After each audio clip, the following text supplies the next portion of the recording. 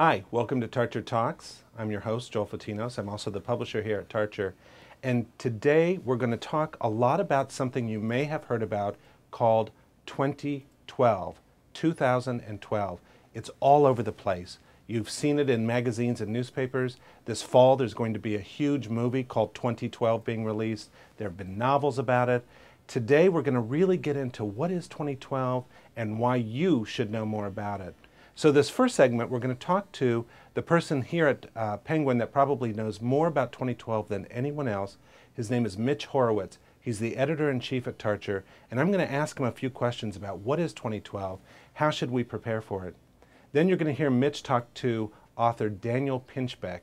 He wrote a book called 2012, and you're going to find out more about what 2012 is in our culture and where it came from, and Daniel's unique viewpoint about what's going to happen in the year 2012. So I hope you stay with us the whole time, and in the meantime, let's begin by finding out more about what is 2012.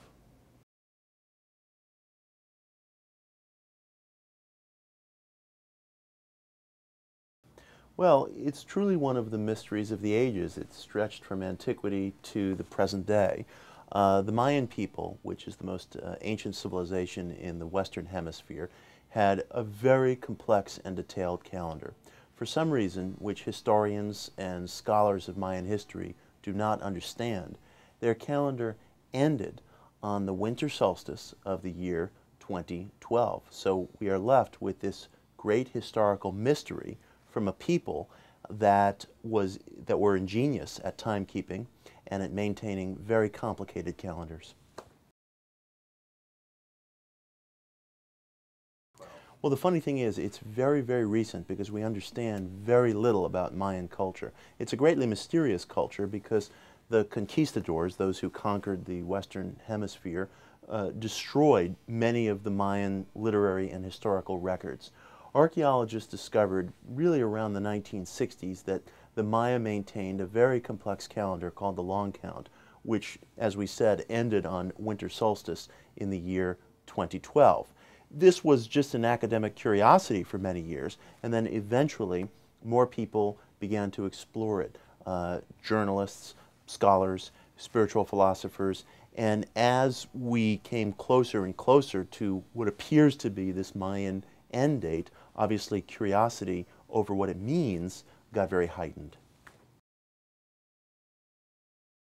The exact end date of 2012, according to the Mayan calendar, and by the way, the Mayan scholar John Major Jenkins has done just painstaking research on this, the exact end date is December 21st, 2012, which is the date of the winter solstice.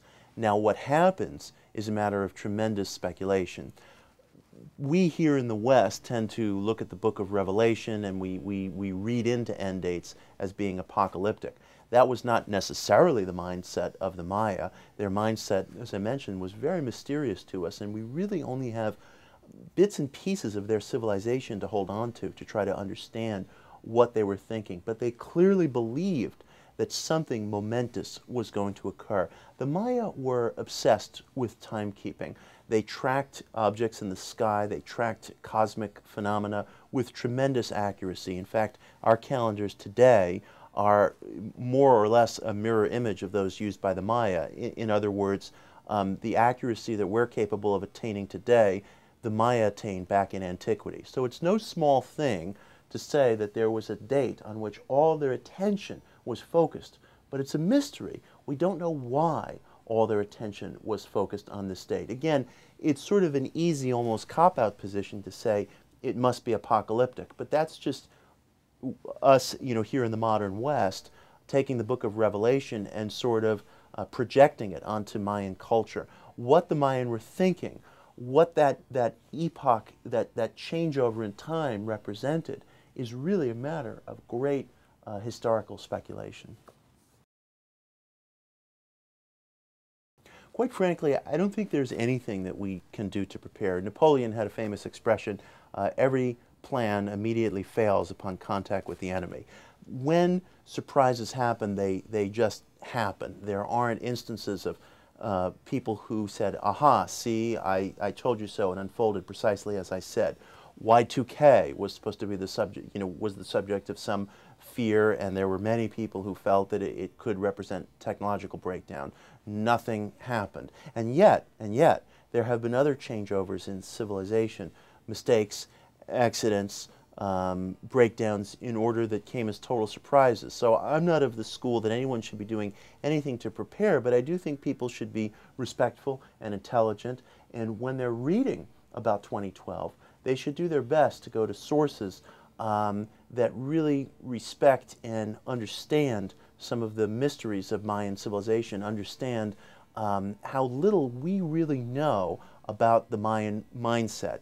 Now, two authors that we publish here who fit that bill are Daniel Pinchbeck, who wrote 2012, The Return of Quetzalcoatl, and John Major Jenkins, whose book is The 2012 Story.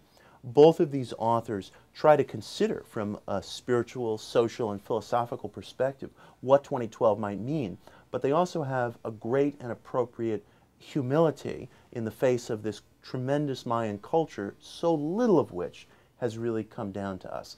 Follow the mystery, but follow it intelligently, follow it responsibly. Solutions and progress never come through fear.